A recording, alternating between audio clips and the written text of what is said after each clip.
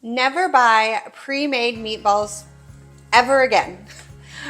My name is Christina. I'm with eatingonadime.com. Welcome to my kitchen. My family loves meatball recipes. We love all the things meatballs, but I can't find a really good brand of pre-made meatballs. So today I'm showing you the easiest way to make homemade meatballs. It is just a few ingredients and it works out great every time. I love this recipe because you can make a ton and freeze them and you'll have your own pre-made meatballs anytime you want for any recipe out there.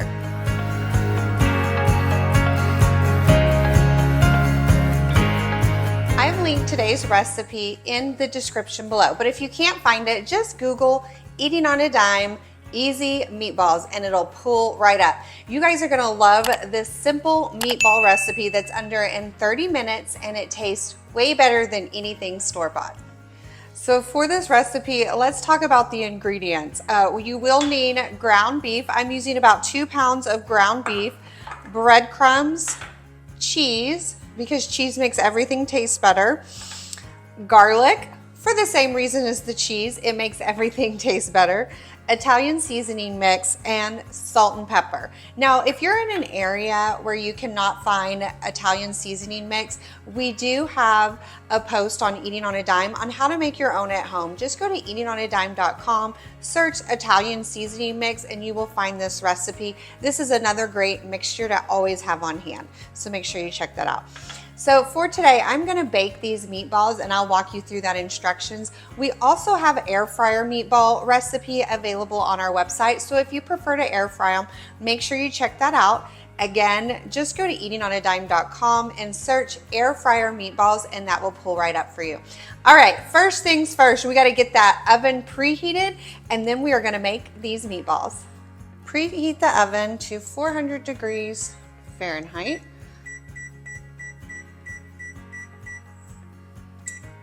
So while the oven is preheating, I go ahead and make the meatball mixture. Now, anytime I make meatballs, I just recommend that you stir with your hands. The mixture is gonna be really thick and almost impossible to mix with a spoon or a fork or anything like that. So I recommend your hands. I went ahead and washed my hands real good. I'm gonna take off my ring so I don't risk anything getting in there, and we are gonna get this meat mixture started. You will need a large mixing bowl. First, we're gonna start off with 2 pounds of ground beef. Now, my ground beef has browned slightly. This is just oxidation. I bought this about 2 days ago and it does oxidize in the refrigerator, so don't worry about that. It's perfectly normal. As long as you use it by the best by date, you're fine. And I am in that, so we are good. Then what I like to do is kind of press it down and make like a bowl and pour all the other ingredients in. So when I get to mixing, they're already kind of mixed into the meat mixture. Then you're going to add a half a cup of breadcrumbs. This is breadcrumbs, just traditional breadcrumbs, not panko breadcrumbs, not Italian seasoned breadcrumbs, just classic breadcrumb mixture. Then we are going to add some grated Parmesan cheese. I misspoke on the breadcrumbs. This was a full cup and this is a half a cup of the cheese. So I got the two mixed up. So 1 cup of breadcrumbs, a half a cup of Parmesan cheese, 2 teaspoons of minced garlic, and then we're going to do 2 teaspoons of the Italian seasoning mix that we talked about earlier, and a teaspoon each of salt and pepper. Once you get all your ingredients added, you're just gonna take your hands and mix this up as much as you can. You really wanna get those ingredients combined because you want a little bit of everything in each meatball. Now, a lot of people use eggs in their meatball and I do not. I find that if you use ground beef, it has enough binding agent that you don't need the egg.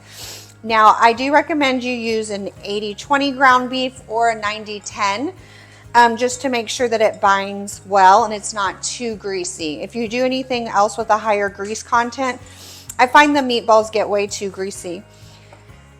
I like using all beef for the flavor because generally with meatballs, I do like spaghetti and meatballs or some Italian meatballs, and I find that the beef adds the most flavor. However, you could use ground chicken or ground turkey. The flavor will just be different slightly. And if you do use that, it's not as greasy, so you might want to add an egg to help bind it together so it doesn't fall apart. Okay, this is looking pretty good. Perfect. Once it's all mixed up and combined, we are going to form this into meatballs. Here's what this beef mixture looks like up close. You will see some of the ingredients throughout and then some of the ground beef, and that's perfectly normal. It's not gonna be perfectly combined, but you're just wanting it to be throughout. So don't overthink it, just get it all mixed in and you're ready to form those meatballs. Now it's time to form the meatballs. So I cook the meatballs on a baking sheet. I have lined this with foil just for easy cleanup. That's totally optional. That's just because I don't want to scrub my pan at the end of this video. And then I did spray the foil with a non-stick cooking spray. You will have to flip these halfway between the cook time. So that just makes flipping them easier and smoother. So done and done. Next, we're gonna form the meatballs. You can make them however big you want. The secret is to make them all roughly the same size. So you're looking about like 1 inch to 2 inch, perfect. You can use a cookie scoop if you would like. I find that my cookie scoop doesn't get all the mixture out sometimes, so I just use my hands and just eyeball it. So if you just press it together, it gets it to form, and then you can roll into the meatball shape and it's done.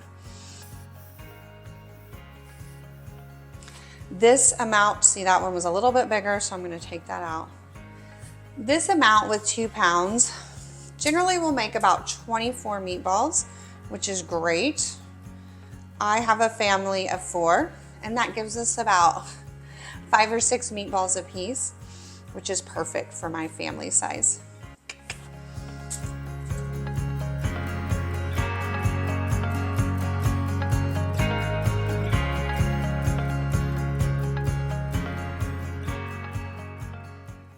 They are all ready to go off into the oven, so you don't have to worry about spacing them out too much because they're not going to expand like when you bake a dessert, but you just don't want them touching to make sure that all sides get cooked through and is nice and browned. We are going to get these in the oven. You want to bake them at 400 degrees for 15 to 20 minutes, and we are going to flip them halfway through. So I'm gonna flip them around 8 minutes just to make sure both sides get even. Halfway through the cook time, just flip them over. You can see they're nice and browned on that side.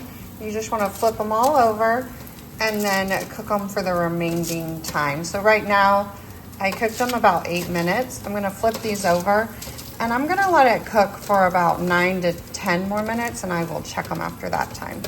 They have been cooking for about 9 more minutes. I like to check the inside of these with a meat thermometer just to make sure they're cooked through, because I don't want to feed anybody raw ground beef on accident. You just want to stick it in the middle and you're just looking for 165 right there, and that's the safe cooking temperature. So I usually just check a couple and make sure they're over that. All of these are reading 180, 190. Oh, that one's stuck.